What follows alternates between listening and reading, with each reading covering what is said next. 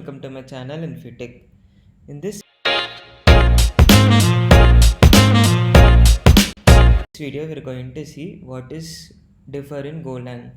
So in GoLang, differ is nothing but it basically delays the execution of your differ statements until the nearby uh, statements returns. So if you let us consider this with an example. So let's say you're having an online store. So your online store does four steps. So the first one is it processes your order, it delivers, it sends a receipt, and at last it asks for a feedback. So you are designing an online store. So in this scenario you are having your main function itself. So here you are having your normal function calls, and here you are having your differ function calls.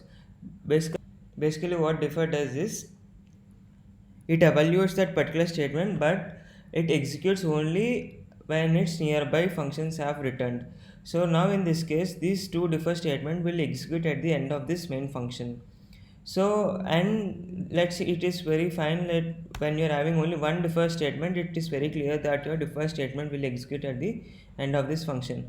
But when you're having multiple differ statements, so these two differ statements will get stored in the stack. So your first differ statement pushes into the stack, and after the ask for feedback, this function enters into the stack. So since stack follows the LIFO principle, the send receipt function gets popped out first, and after the send receipt function gets executed, the ask for feedback will be executed. So the thing is, so your first the normal functions will be executed, and at the last your differ statements will be executed in a LIFO manner.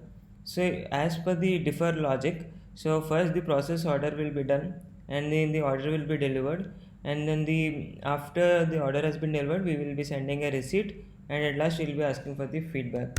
So now let us run this and check whether our thinking is working or not. Let run this with go run main.go. So as you can see, so we have got this print statement, and we have got the process order, and we have got the deliver order. As I said, the differ statement executes at the end of the functions call.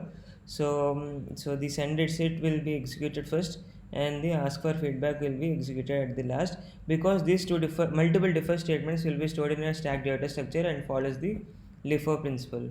So and the other scenarios for differ concept is like file opening. So let's say you are creating a file in your program, and you're doing some read or write operations into your file, but you have to close the file at the end of the function. So you can write close the file, you can say differ close the file at anywhere in your function call.